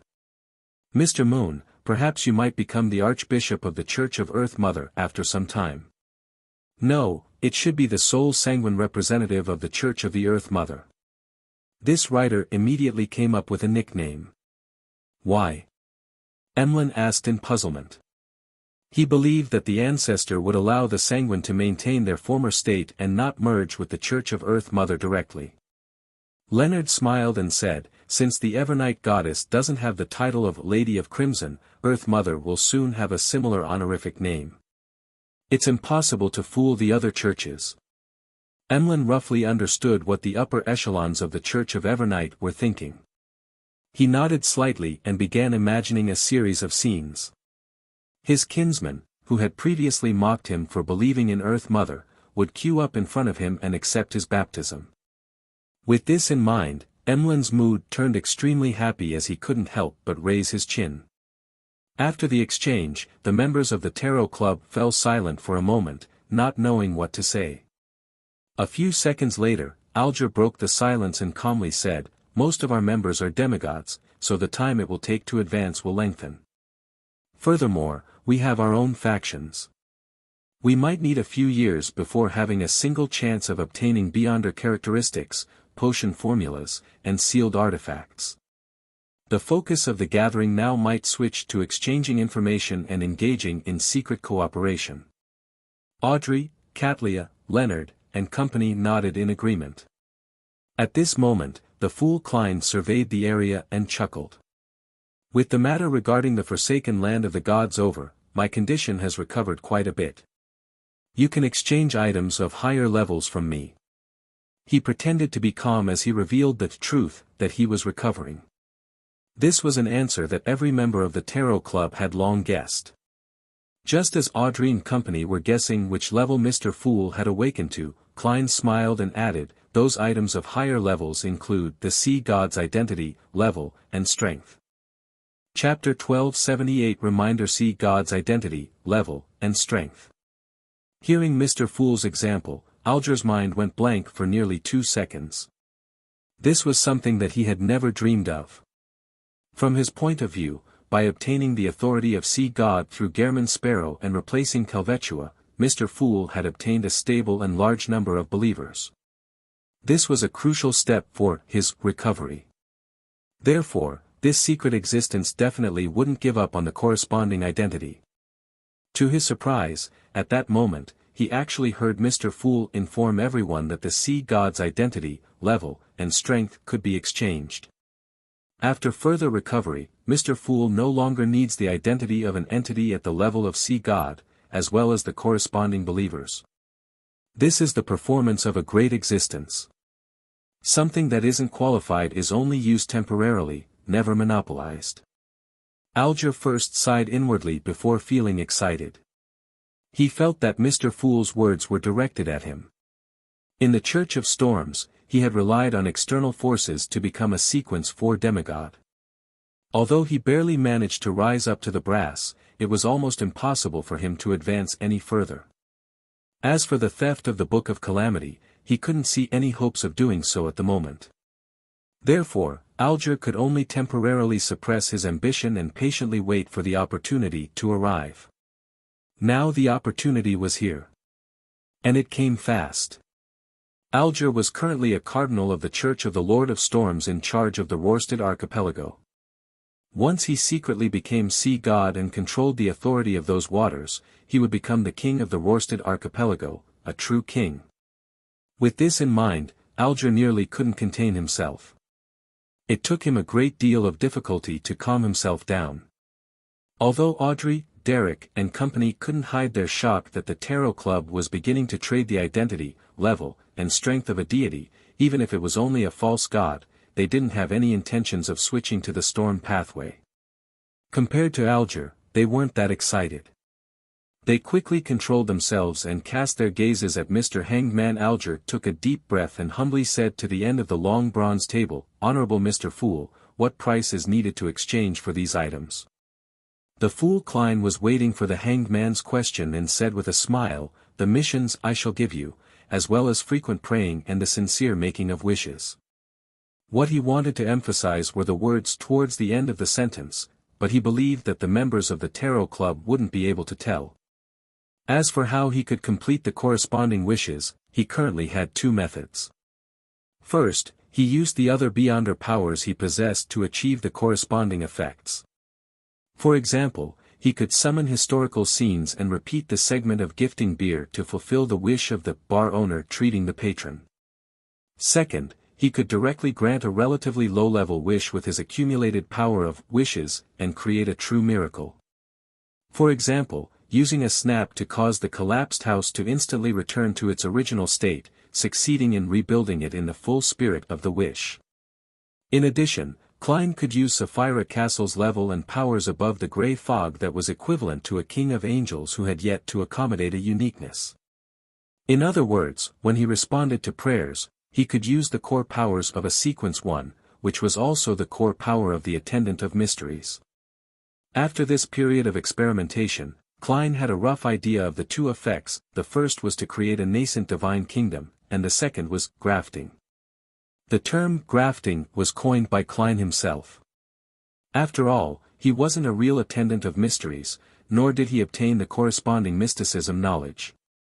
This ability could allow an object that couldn't be directly connected under normal circumstances to achieve an inconceivable effect by grafting. A simple example was to mix the concept of the beginning and the end of a path into one common node, making it impossible for anyone who walked that path to leave. To Beyonders, there were quite a number of powers that could do something like that, but an attendant of mysteries as grafting directly acted on a concept itself. Not only was it at a very high level, like the descent of a true deity, but its effects were bizarre and had a hint of concealment. In addition to the replication powers of the Grade 0 sealed artifact, the Staff of the Stars, Klein could completely respond to prayers like a king of angels while inside Sapphira Castle. Furthermore, he could do more things. Upon hearing Mr. Fool mention missions, Alger suddenly recalled something. He hurriedly lowered his head and asked, "Honorable Mr. Fool, do you still need me to carry out further investigations regarding the 3 targets of the Fasak Empire that participated in the Konotop Sea battle?" He had previously obtained information regarding the 3 suspected owners of Creeping Hunger, but he hadn't found anything abnormal. The fool Klein nodded slightly and said, "There's no need for that anymore." He originally wanted to use this clue to grab the tail of the Twilight Hermit Order, but since Adam had likely become a god, it was better to avoid doing so. Respecting a sequence 0 true deity was Klein's usual principle. He had to compromise and give up if necessary. Without waiting for Alger to speak again, the fool Klein said in a relaxed tone, "Your current mission is to cooperate with the sea god believers, and settle down the people who have left the forsaken land of the gods." "Your wish is my will," Alger replied without hesitation. This made Derek silently heave a sigh of relief. He no longer had any doubts, hesitations, or worries about the subsequent developments. He had full trust in Mr. Hanged Man's ability to handle matters. At this moment, the fool Klein looked around and smiled. Apart from the sea god's identity, level, and strength, there are many things that can be exchanged for. For example, the imperative mage potion formula and Beyonder characteristic. He didn't list down too many examples so as to prevent himself from damaging the fool's standing. As for having said so much, it could be explained away that Mr. Fool was in a good mood from having taken another step towards recovery. Moon City had been passed down the heritage of an imperative mage, something Klein could exchange for when granting them the wish of being saved. Of course, even if he directly made the residents of Moon City sacrifice the corresponding items, the people who had finally found his blessings and protection would definitely be very willing to do so. They were more afraid that Mr. Fool would abandon Moon City and not accept their sacrifice. Apart from that, Klein himself had a Silver Knight marionette, the Seer Pathways Sequence 9 to 3 Beyonder Characteristics, the Sealed Artifact, General of the Pupilless Eye, a Drop of the Primordial Moon's Blessed Blood, and various kinds of charms and bullets that came from Worms of Spirit.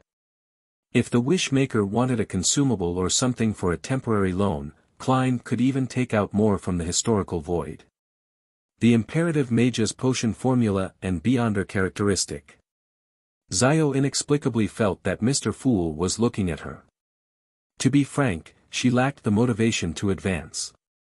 On the one hand, she was only one of the mid to high-ranking members of MI9, so the chances of getting a ticket to the ranks of a demigod were very low. On the other hand, her father's reputation had been restored to a certain extent, so she had no pressing goals. At the same time, the war had ended. Her mother and brother had returned to Backlund and were about to start a normal life. With Zio's current overall income, it was enough to support a wealthy family. All of these reasons made Zio feel that her current life was pretty good, and she didn't really want to change it. Of course, if she had the chance to advance to the demigod level, she wouldn't let it go. Due to the war, she had experienced the helplessness of a Sequence 5.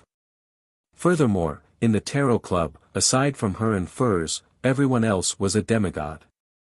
There was no doubt that she didn't want to fall behind that much.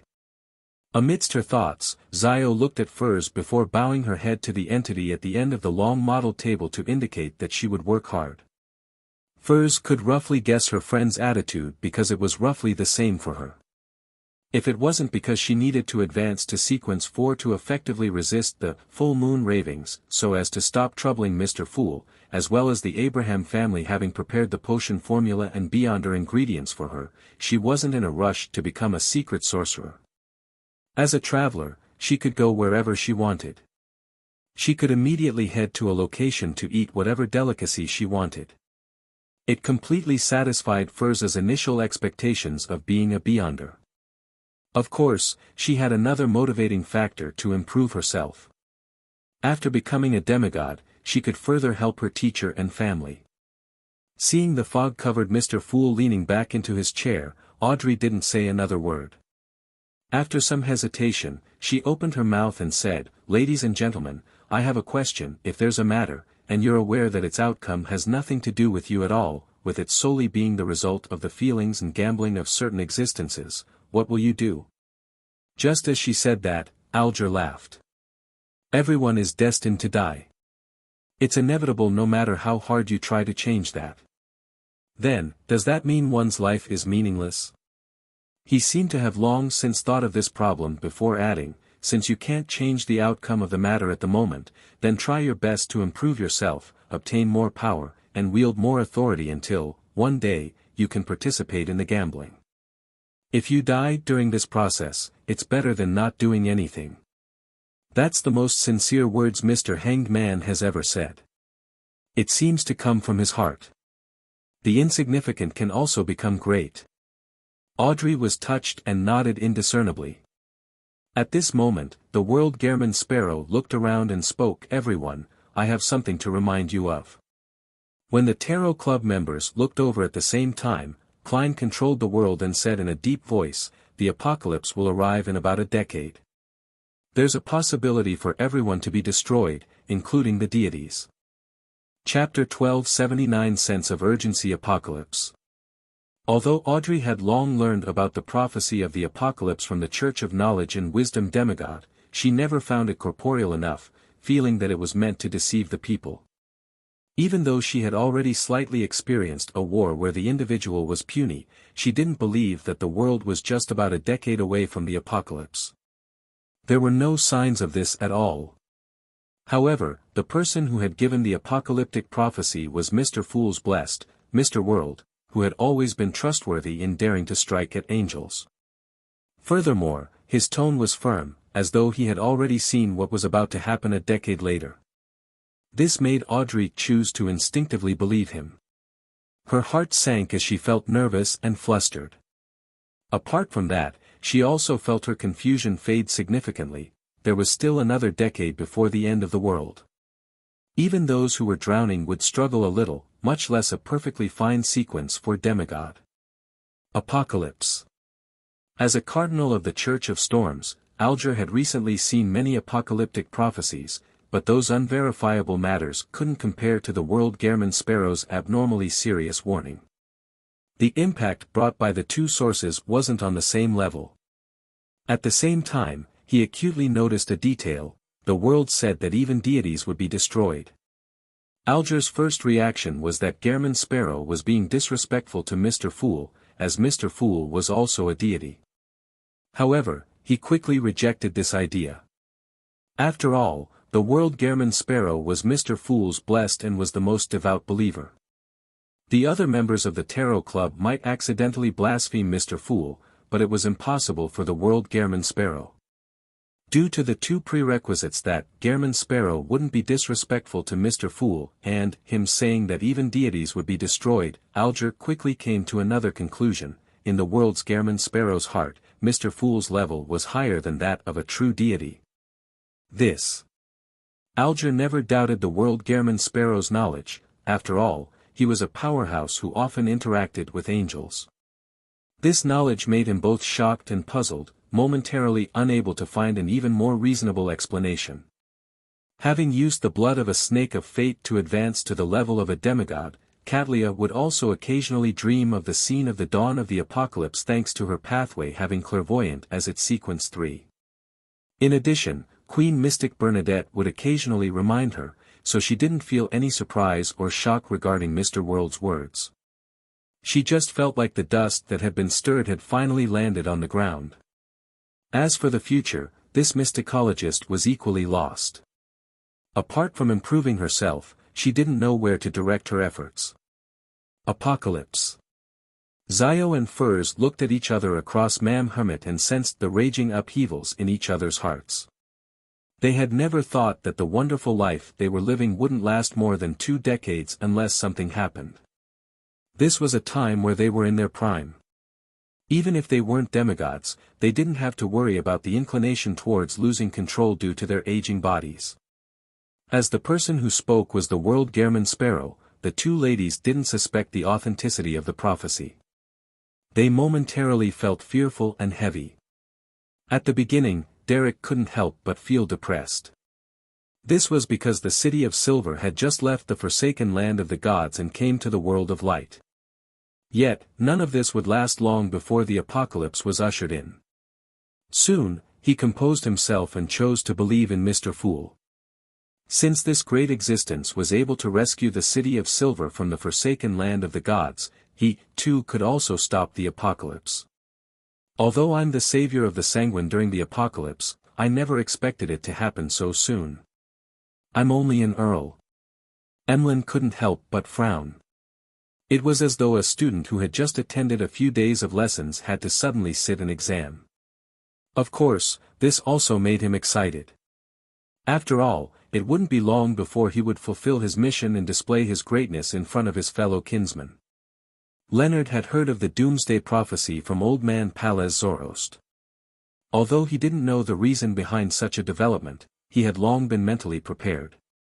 At this moment, he was the first to snap back to his senses and asked, why would the apocalypse suddenly happen? There are no signs of it, Klein controlled the world to reply, it's just that you didn't notice the signs.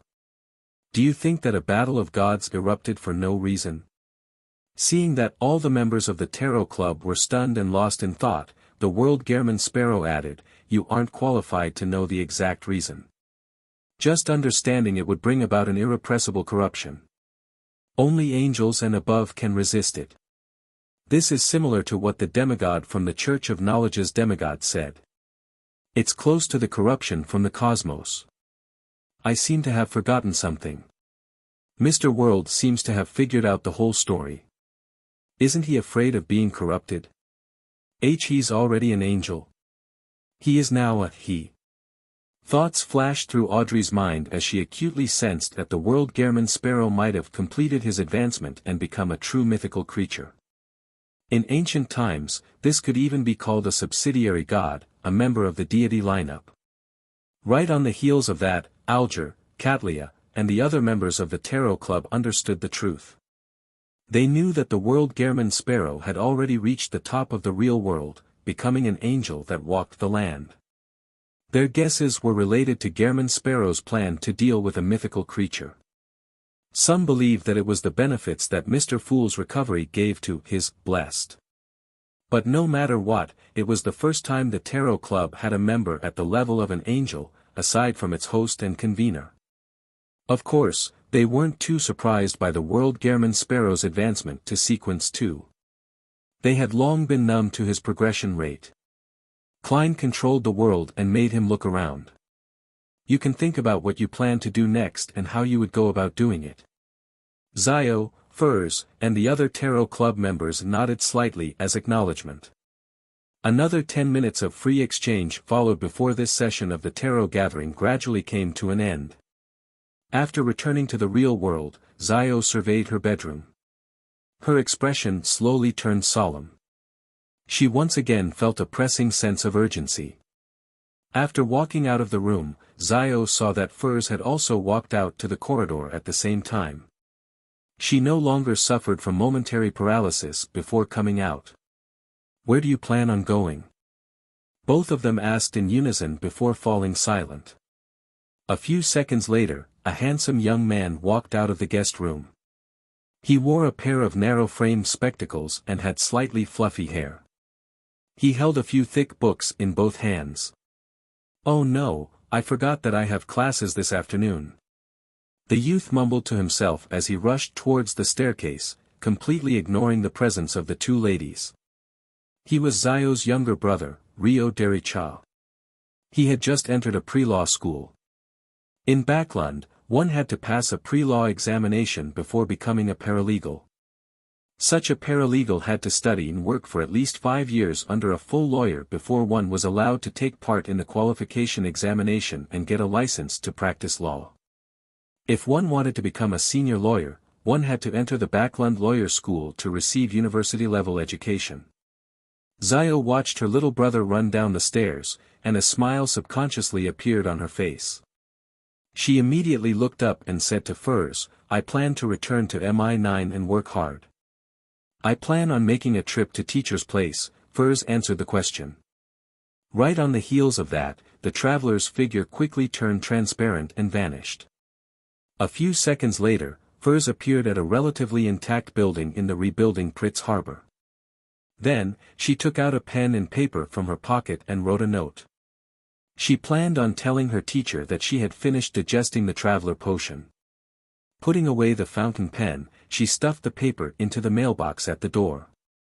This wasn't Dorian Gray Abraham's residence. It was the place where Furs and the gentleman had previously agreed to send letters to.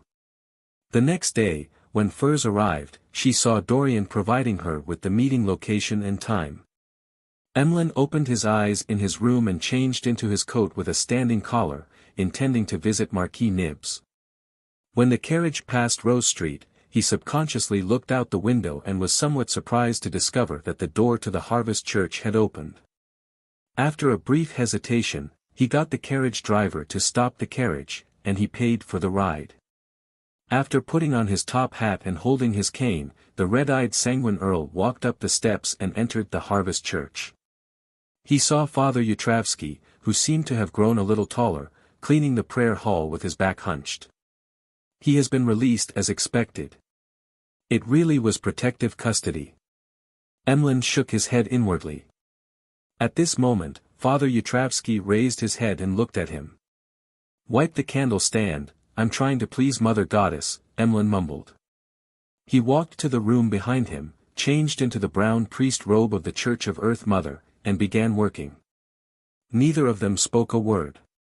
They did their own jobs and tried their best to restore the Harvest Church to its former cleanliness and tranquility.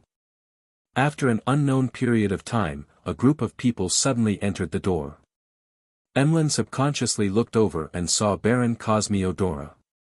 He saw Viscount Ernst Boyar, who had once worked at the Harvest Church, and many familiar faces.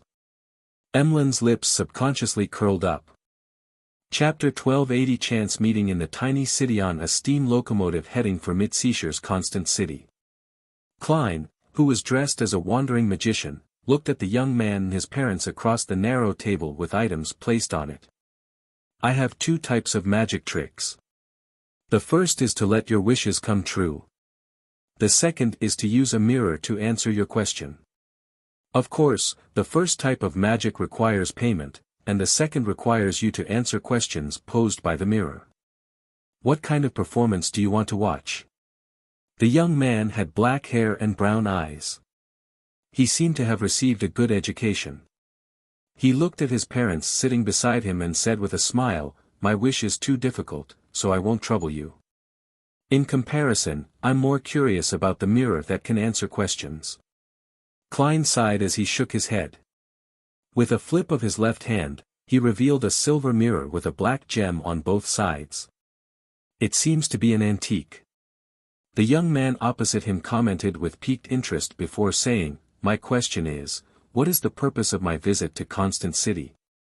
A commonly seen smile, one which was often seen on the faces of street magicians, appeared on Klein's face as he stroked the surface of the mirror with his right hand and said in a serious tone, "Mirror, mirror, please tell me the answer to the question." After repeating it 3 times, he released his right hand and showed the surface of the mirror to the 3 passengers. There were a few silver words on it: "To get married." Amazing. The young man and his parents looked at each other in disbelief. After boarding the train, they had never mentioned anything related to the wedding, nor did they reveal anything that people could use to make the connection. This was the first time they had seen a magic trick that didn't rely on props or a fake audience. "Alright, it's time for the mirror to ask." Klein smiled as he covered the surface of the mirror with his right hand. "Alright." The young man replied, feeling intrigued. Visit website our list novel.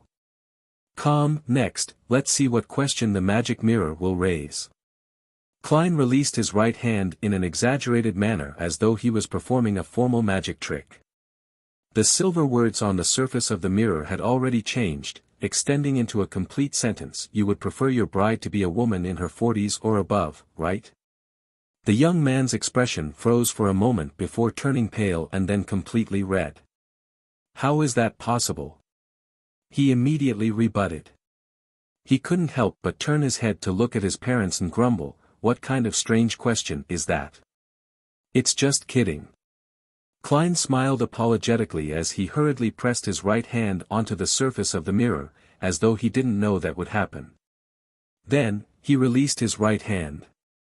Indeed, the words on the mirror changed again. "How old are you?" 25 years old, the young man replied carefully, afraid that he would fall into a trap. He felt the gazes of his parents and the surrounding passengers on him change. "Alright, that's the end of the magic performance." Klein smiled as he put away the mirror. "You can try another magic trick." Just as he finished speaking, the steam locomotive whistled. This was the sign that it was about to enter the station. "Sorry, that's my call." Klein took out his golden pocket watch and checked the time. He carried his luggage and left the steam locomotive along with a group of passengers. He arrived at the station platform that had yet to be lit up with the gas lamps. This was Mid-Seashire's Belton City, a city that had both prospered and declined due to the coal mines. To Klein, the greatest significance of this place was that it was a strategic node in the previous World War. Faysac had taken 3 routes in its invasion. One attacked the border along the Amantha mountain range to break through the land defenses. Another involved setting off from Sonia Island, attacking the coastal harbors, and attempting a landing. The third was to follow the main railway as they marched towards Backlund for the invasion. Among them, due to the existence of the Church of Storms and the combined might of the ironclad warships and high-level arbiters, the naval forces of Faysac and Feyenopater failed to obtain the results they expected. They even failed to obtain naval superiority. And on the battlefields on the Amantha mountain range, the headquarters of the Church of Evernight blocked one wave after another. It didn't fall throughout the war, thus preventing Winter County and Eastchester County from going through the fiery crucible of war. Of the 3 routes, the only successful one was the Mid-Seashire troops. They did a joint naval land operation and conquered Lone's second biggest city, Constant City, the capital of Mid-Seashire. Then, they made their way southeast, rendezvousing with the Intis troops in the greater area of Backland. Klein acted as a wandering magician. On the one hand, he had to accumulate wishes, display miracles, digest the potion, and increase his strength. On the other hand, he was planning on taking the path of the war, using his eyes, ears, and his soul to truly see the damage brought about by war.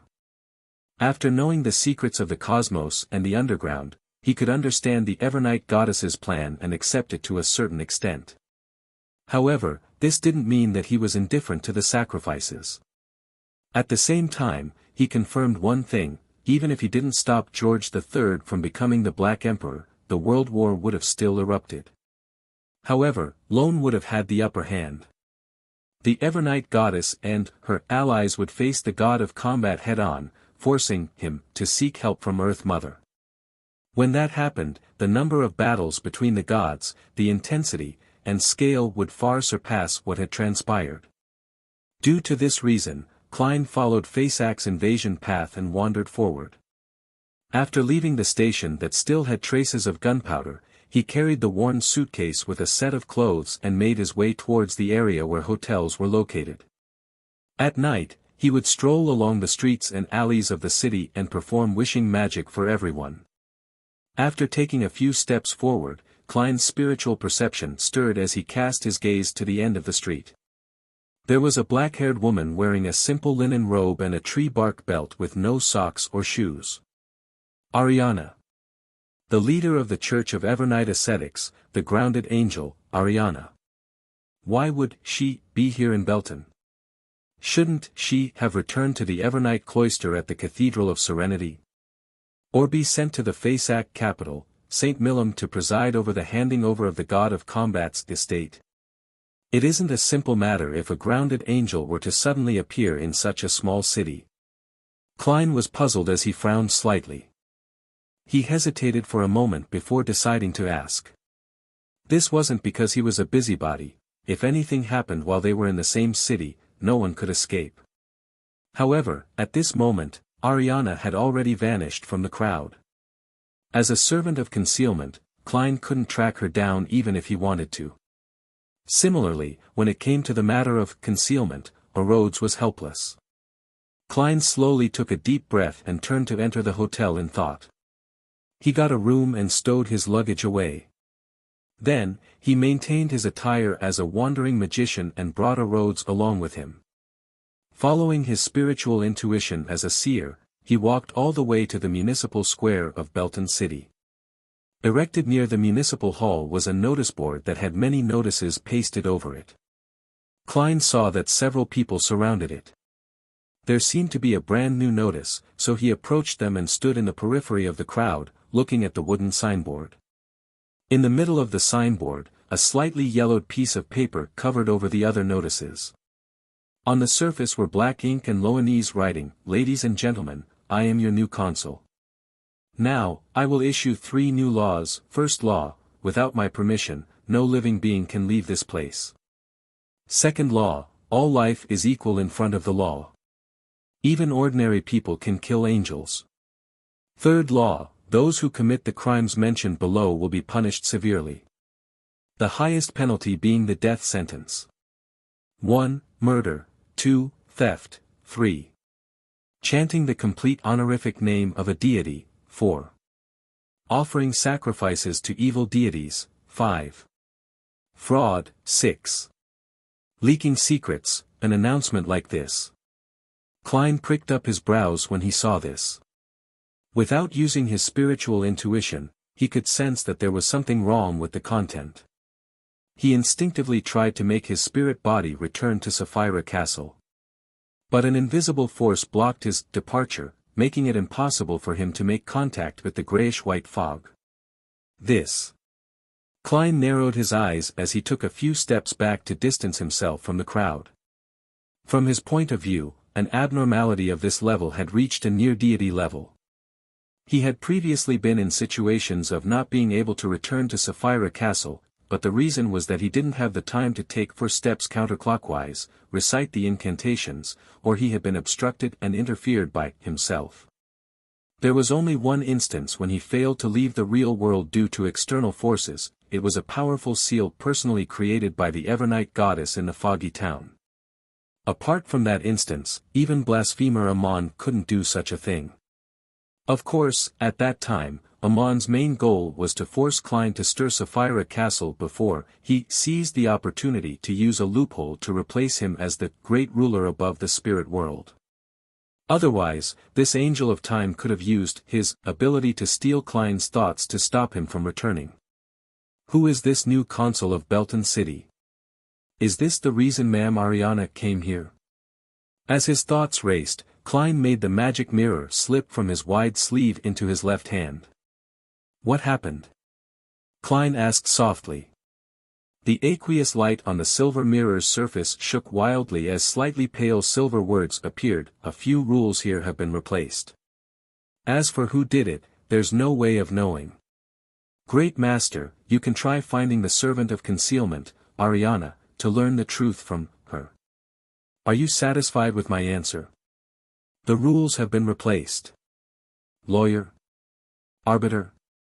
Or a bug? Klein thought as he looked around.